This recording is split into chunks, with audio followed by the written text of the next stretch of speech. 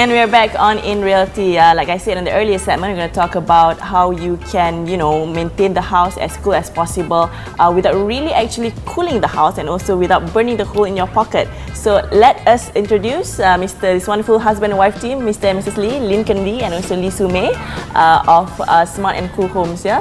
So we'd like to know, since we are here and this house is, the foundation is of a Smart&Cool home. Yeah. So what is Smart&Cool home all about? Well, Smart&Cool home is a very sustainable building.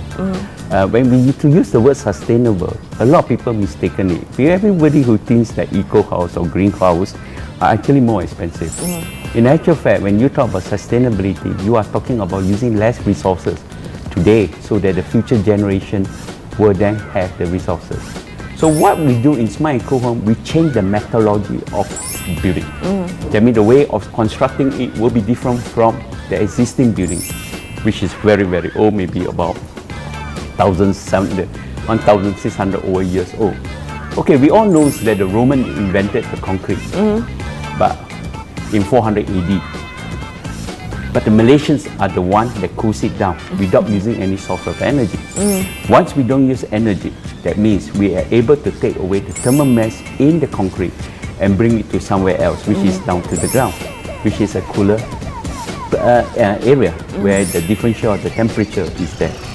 So for 1,600 years, mankind has never found a way to cool concrete until the Malaysians do it. And we both have done it. And she, my wife, is a physicist. So we all are talking about not magic but pure science. How we actually can conduct and transfer the heat from the concrete to the ground, which the tree has been doing for centuries, until mankind again came and chopped it down and heat up the place, climate change, and then coming to global warming. Well, my client, and Mr. Yo client too, he has the vision to turn green. And he's committed and very passionate about it. They were saying that, are you sure you can cool down the house? Are you sure you don't need to use air conditioning? So they went to the house. I said, you come to the house. So they went to the house. I told them to take off their shoe, walk on the driveway, under the sun, very hot.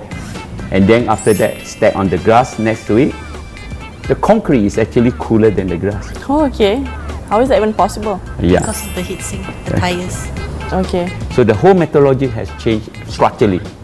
And Mr. Yo has actually improved it by giving all the timber, the feeling of very much with the nature. So at the end of the day, the structure cost is actually lower if you use this system than the conventional. Okay, Lincoln, talk to us about how this system actually works. Okay, I leave it to my dear wife. She's a physicist, a scientist, so it's best she says about how you get along. Okay, the tires act as a heat sink because tires nowadays have multiple components in it. They are not purely rubber. So it has the capability to act as a heat sink, and it will draw down the heat from the house. That means from your foundation or from the walls, and it draws down the heat to the ground and dissipate the heat into the earth. That's how it's able to take the heat from the house and make the house cooler. But at the same time, the walls are insulated, and also we have methods to make the roof, and also the to make the roof cooler, and at the same time to cool down the concrete in the house. Yeah. Besides just the tires, they are also parts of the the floor slab that allows the heat to be dissipated faster. Yes. Right. So does it work in all sorts of structure? Yes. So when you say that it's not burning a hole in your pocket, is it actually true? If you take a costing, I am a housing developer myself, and we do a costing. The saving of the whole house, actually, majority comes from the foundation. This house doesn't have any piling. It works on a box roof system. The heat sink is not the only thing that you need to do. For example, this roof is a Venturi action flow. They actually have a way to remove the heat in between the roof material and the ceiling. Okay. So that is on the roof. Then we have the AAC wall, but because we plaster the AAC wall to be very thin, or what we call a skin coat, that thin layer will bring the heat down from external wall and internal wall down to the tires, which is a cooler area.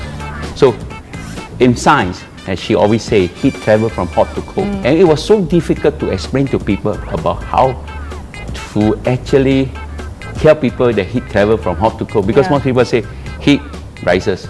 To get that into the understanding of a mindset is very tough. Yeah. We only have one obstacle, and that is mindset.